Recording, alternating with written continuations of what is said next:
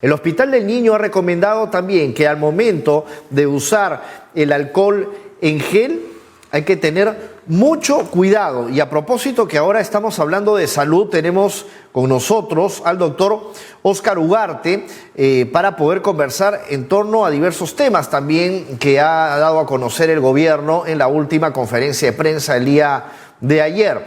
¿Qué tal, doctor Ugarte? Buenos días, gracias por la invitación. No, muchas gracias a usted más bien por acceder a nuestro llamado. Usted ha sido ex ministro de Salud y quién mejor que usted para poder dar una opinión en torno a las medidas, a las nuevas medidas que se van a aplicar, que están rigiendo a partir del día de hoy.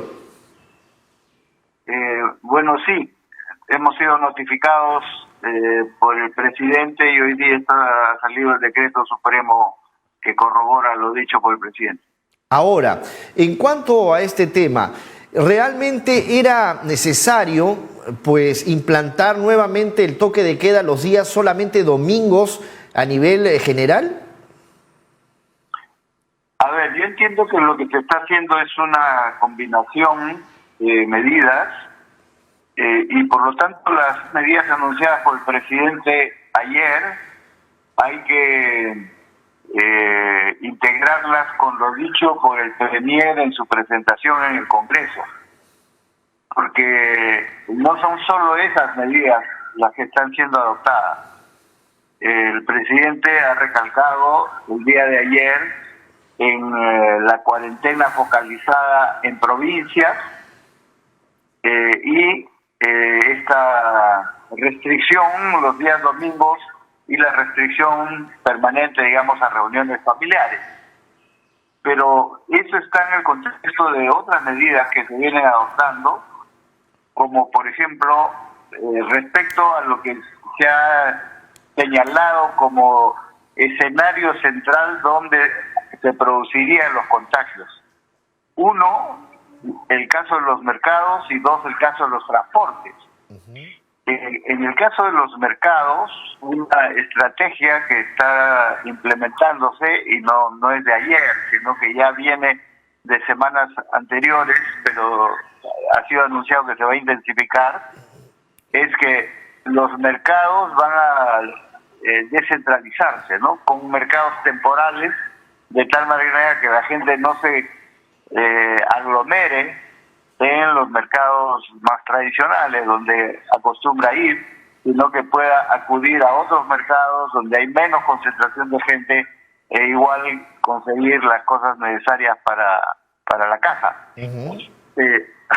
Y así también han anunciado, pero esto está como una medida en proceso de implementación, así lo dijo el primer ministro, con relación a el transporte, la provisión de escudos faciales.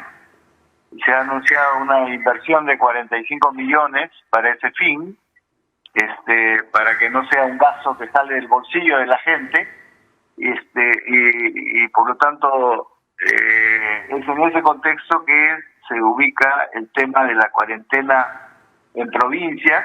Creo que la cuarentena focalizada es una medida adecuada, porque donde hay que combatir particularmente la diseminación del virus es en aquellos sitios donde la incidencia está mostrándose muy alta. Entonces, pongo el ejemplo, se menciona Cajamarca. Claro. Cajamarca es una población, es la tercera más grande luego de Lima, ¿no? Así es. Pero no se ha declarado la cuarentena en toda la región, sino ahí donde hay mayor incidencia de casos, que son la provincia de Cajamarca, que está al sur, y las provincias de Jaén y San Ignacio, que están al norte. Pero en las otras provincias no necesariamente. Entonces yo sí creo que eso es positivo. Por ejemplo, en el caso de Tacna, se ha señalado también la provincia de Tacna, que es donde se concentra la mayor cantidad de población, ¿no? El 90% de la población de Tacna está en la provincia de Tacna, o sea, es muy urbana. Bueno, a eso se suma esta restricción de los domingos, porque por lo menos la información es que se ha constatado que es la oportunidad en la cual la gente ha empezado a salir en medida notoria y se realizaban las reuniones familiares. Ujú. Claro, la característica de las reuniones familiares, también es importante decirlo, es diferente a otras concentraciones, porque en las reuniones familiares las personas no usan mascarilla ni protector facial ni nada, entonces efectivamente la posibilidad de contagio es mucho mayor, ¿no? Es correcto. Ahora, yo creo que llama mucho sí la atención también, doctor Ugarte, por ejemplo, que solamente sean las restricciones los domingos, ¿no? Y los días de semana. Acá en Lima, por ejemplo, cuando hablamos de Lima, y no días de semana. El día de ayer hablamos también con el ex integrante de este comando COVID-19 en el Ejecutivo, Farid Matuk, sobre el tema de... Él había dicho de que él estaba de acuerdo con que, por ejemplo, en día de semana sea intercalado. No, o sea, que se salga lunes, martes o miércoles, no, o sea, de forma intercalada. ¿Usted qué piensa al respecto?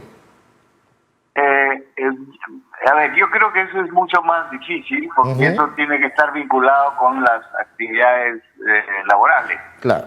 Y no olvidemos que el conjunto de medidas que se vienen adoptando, no solo las de ayer, sino ya desde hace varias semanas, es combinar la protección de la población a través de medidas de distanciamiento social, mascarillas, etcétera, y a la vez dinamizar la economía, particularmente para ese 70% de personas que requieren del trabajo más informal y por lo tanto ese trabajo informal requiere una cierta continuidad.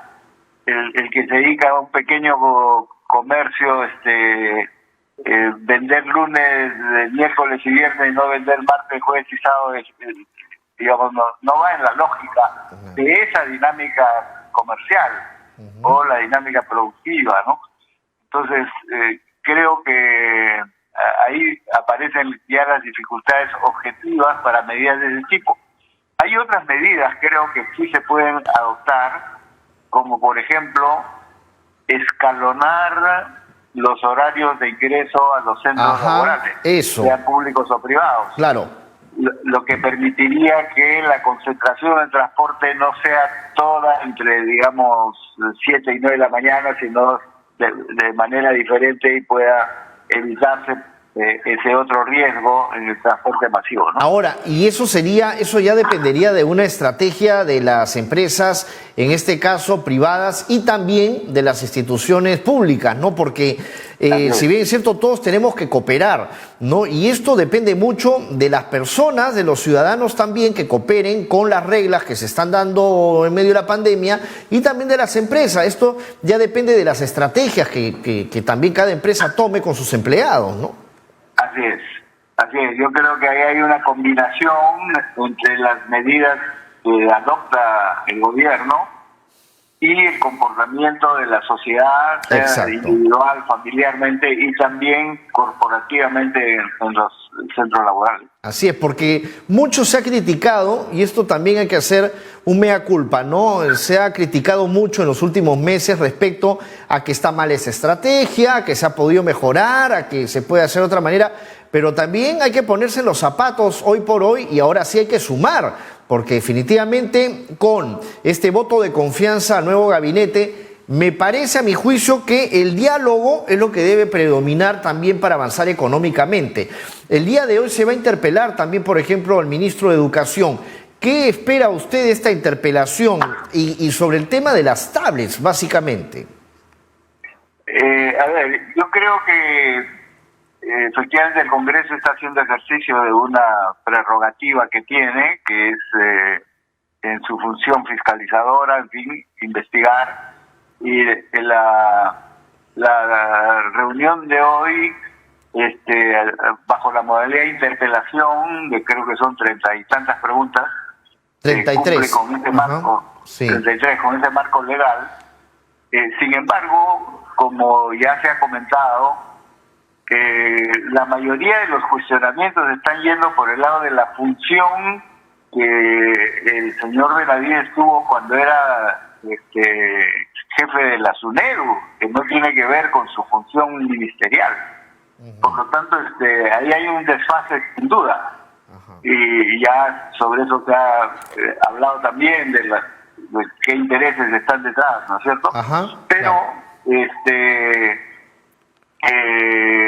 lo que yo esperaría es que luego de la interpelación y de las respuestas que dé el ministro, se aclaren los temas y no se llegue a lo que sería el temor, digamos, porque eso volvería a agudizar la tensión política, que es de una censura, ¿no? Claro. Al ministro, que no se justificaría, porque en el primer caso de SUNEDU no tiene que ver con su función ministerial, y el segundo caso de las tablets hay responsabilidades administrativas, y es el propio ministro, o sea, la propia autoridad que ha detenido el proceso porque encontró irregularidades. Entonces, ahí, ¿cuál es la responsabilidad, digamos? Pero eso se aclarará en la interpelación. Correcto. Ahora, doctor Ugarte, hay otro tema también que preocupa mucho y que ha sido cuestionado y que ha sido noticia también de varios medios, ¿no? Y es el tema, por ejemplo, de la donación de Israel de oxígeno para el Perú y bueno, y todo lo que se ha ofrecido durante los últimos meses y que en su momento no se han adquirido. ¿Por qué esta demora? Si bien sabemos acá en el Perú tenemos una burocracia que es impresionante, hay una informalidad increíble, pero ¿por qué es que se demoraron estos oxígenos? ¿Por qué es que no se dio pase libre para que pudieran apoyarnos? La verdad que no conozco el detalle. El gobierno adoptó, creo que fue a fines de mayo, primeros días de junio, sí. Un decreto de urgencia sobre el oxígeno, que decía varias cosas importantes. La primera era considerar el oxígeno como un recurso estratégico en salud pública, el oxígeno medicinal obviamente, y que podía ser utilizado desde 93% de pureza hasta 99 y pico, ¿no es cierto? Eso ya es norma, pero es un decreto de urgencia que, como todos los decretos de urgencia, vencen al fin del año. Lo que se requiere es que esa norma esté seguida de otra norma ya más permanente. Pero se indicó también, ahí se autorizó a la importación de oxígeno. Y obviamente también a la recepción de cualquier, como en este caso, una posible donación. Claro. Y en tercer lugar, se autorizó al Ministerio de Salud, a E-Salud, a comprar plantas de oxígeno. Es decir, a recurrir a un mecanismo directo, de tal manera que la producción de oxígeno no esté en manos solo de las empresas que venían proveyendo y que además han declarado que ya no tienen capacidad para más, y que las propias instituciones de salud tengan esa capacidad, como se hizo en Quito, digamos, ¿no? Se suplió la insuficiencia de las dos plantas que habían ahí con la compra de una planta por parte del gobierno regional, la donación por parte de una empresa minera, la compra por parte del vicariato de otra planta, etcétera, y con eso se ha cubierto el déficit. Bueno, una cosa similar se está haciendo en diversas regiones, y el decreto de urgencia lo autoriza. Lo que pasa, supongo yo, y eso el Ministerio de Salud podrá aclarar, es que no es sencillo, ¿no? Porque ¿cómo se hace con una mercancía? Por decir, los ventiladores. Los ventiladores se compran, se fleta un avión, se autoriza y llega, ¿no es cierto? Pero el oxígeno, ¿cómo se transporta? Ahí hay un problema técnico, porque eso requiere tanques, igual que los combustibles, ¿no? Cuando nosotros vemos pasar por la calle los camiones, esos combustibles, los tanques combustibles que llevan a los grifos y ahí lo almacenan y de ahí se le vende al público. Ahora, ¿no Pero cree...? en el caso del oxígeno requiere una logística que yo entiendo no hay a la mano para poder facilitar, por lo menos lo que es traer de fuera del país. Ahora, doctor Ugarte, ¿no cree que hubo un error quizás en el tema de la calidad de oxígeno, de la pureza, ¿no? En cuanto al porcentaje, en donde se exigía pues esta pureza y lo que se debía utilizar en esta emergencia? Bueno, como ya fue aclarado, la primera norma que definió este grado de pureza fue el año 2010 cuando yo era ministro. Yo firmé la resolución aquella porque era parte de una recomendación más amplia de todo el petitorio de medicamentos que recomendó una comisión especial conformada por técnicos. Más de 600 productos. Uno de ellos era el oxígeno, la pureza del oxígeno del 99%. En su momento, este no era un tema muy crítico, porque, digamos, el sentido común dice, ¿qué cosa es mejor, un oxígeno más puro o menos puro? Bueno, más puro, digamos, era la lógica. Después se ha visto, o sea, en los siguientes años se ha visto que incluso a nivel internacional, ya por decir la farmacopea americana, europea, empezaron a incorporar eso y eso requería una corrección. Ajá. Sin embargo, aquella resolución que yo firmé el año 2010 sí. ya no rige, porque el año 2012 el ministro Tejada firmó otra resolución que dejaba sin efecto la anterior sobre los mismos productos del petitorio, pero mantuvo lo del oxígeno. Se valieron de esa resolución, claro. Exactamente, pero la última resolución, que es la actual, que es la que tendría que ser modificada, porque contiene esa misma disposición que mirando retrospectivamente yo he reconocido que es un error, se firmó el año 2018 por la ministra de Salud, Pesá. O sea, ya con este gobierno. Claro. Esa es la que está vigente. Ok, entonces, queda si claro. se requiere modificar, se requiere otra resolución ministerial que sin efecto esta y autorice lo que el decreto de urgencia está señalando, ¿no? Queda claro. Bueno, exministro, muchísimas gracias por haber accedido a nuestro llamado y por responder nuestras preguntas. Ha sido un gusto poder conversar con usted. Gracias a ustedes. Muy buenos días a Óscar Ugarte, ministro de Salud, quien también ha aportado en su momento al comando COVID.